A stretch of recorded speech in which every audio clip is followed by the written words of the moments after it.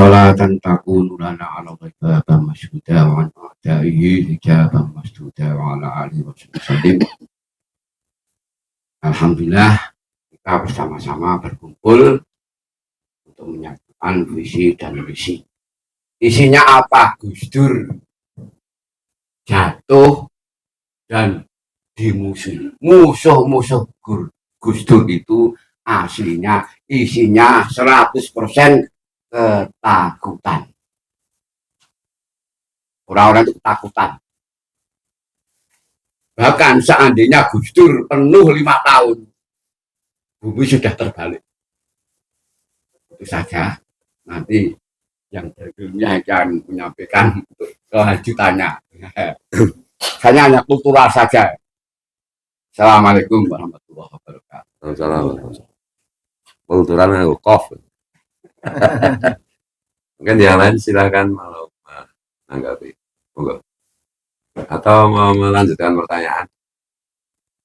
Atau saya tanya. Oh, tanggapi dulu ini yang terus langsung.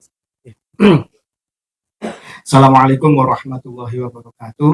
Assalamualaikum. Sebagai seorang pengikut dan umatnya NU, pengagum Gus Dur, dan juga anak-anak ideologis beliau, kami meyakini bahwa setiap masa orangnya dan setiap orang itu ada masanya.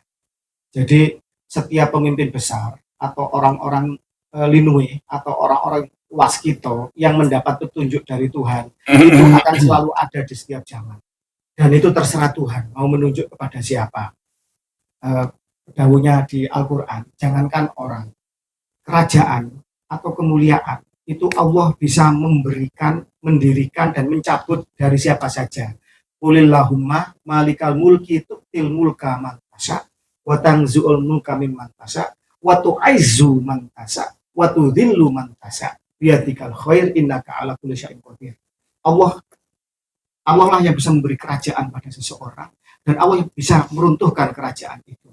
Bagaimana Ertugrul ayahnya Utsman pertama selama 600 tahun mendirikan Khilafah Utsmani, Allah juga yang akan mencabutnya ketika Sultan Abdul Hamid di era pasca Perang Dunia Pertama. Demikian juga Majapahit, demikian juga kerajaan-kerajaan yang lain. Itu runtuh, tumbuh dan berkembang, itu juga atas izin Allah. Dan semua ada sebab musababnya. Kalau sebuah kerajaan aja seperti itu, juga ada masanya ketika seseorang itu ada masanya dan masa ada orangnya. Jangan khawatir.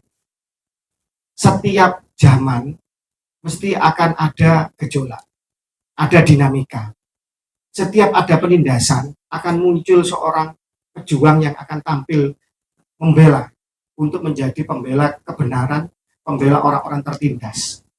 Demikian juga ketika masanya bangsa ini tertipu oleh narasi jahat, oleh kaum kolonial, membawa imigran palsu yang dipaksakan dengan narasi saatnya menjadi cucu Nabi.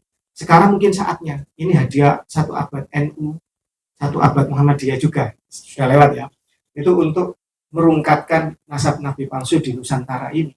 Ingat, ketika Syarif Aun Al-Hasani, Syarif Mekah, itu kalau nggak salah tahun 1882, nggak salah ya, nggak salah sekitar itu mentakzir Ba'alawi, dihukum cambuk, dilarang untuk mengaku gelar Sayyid Syarif.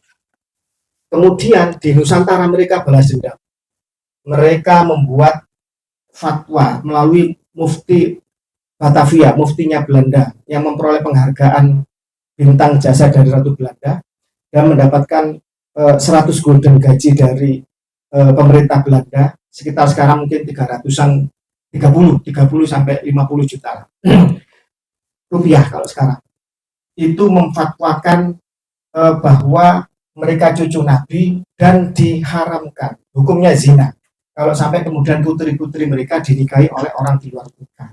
Jadi di dunia Arab mereka telah dihukum, dilarang memakai gelar Sayyid Syarif, artinya sudah terbongkar sejak dulu sebenarnya, dan diingatkan hampir di setiap zaman, setiap era, bahwa mereka bukan keluarga Nabi, bukan keturunan Nabi, tetapi di timur jauh yang terkungkung, terisolasi untuk naik haji saja susah di zaman Belanda, apalagi bertanya ke narkoba dunia.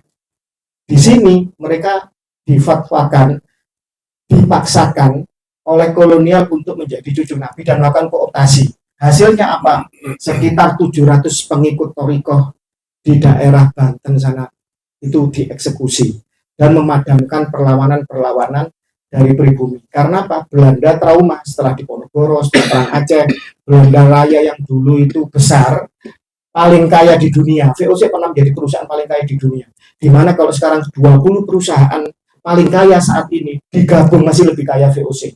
Nah, ketika Belanda khawatir itu, trauma itu, kemudian sampai Belanda terpecah menjadi Luxembourg sama Belgia dan tidak pernah bersatu lagi hingga saat ini. Belanda trauma agar jangan ada pemberontakan lagi, mereka menjadi menjadikan imigran ini sebagai kaki tangannya, menjadi buffering atau menjadi kelas di bawah mereka secara ras untuk mengkooptasi pribumi. Kalau ada orang datang Belanda atau orang bertanya-tanya, jelas kita tidak akan menjawab berapa jumlah pasukan Diponegoro, di mana posisinya, kekuatannya berapa. Oh, tidak ada yang mau jawab.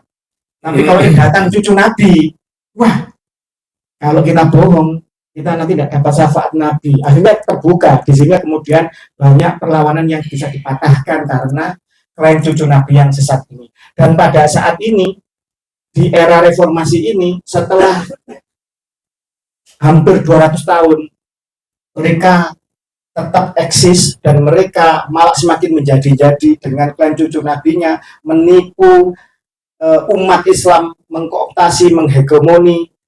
Ini bisa menjadi ancaman bagi keutuhan negara kesatuan Republik Indonesia, bisa mengancam kesetaraan, bisa mengancam Bhinneka Tunggal Ika, dan pada akhirnya ketika kemudian banyak orang tertipu dan menjadi radikalis, menjadi intoleran, akan mengancam Pancasila itu sendiri. Dan ini tanggung jawab negara, tanggung jawab seluruh bangsa dan warga Nusantara untuk melawan dan mengakhiri kejahatan ini. Demikian, terima kasih. Siap? Siap. Lanjut ya. Oke, sekarang lanjut lagi. Ini ada yang titip pertanyaan dari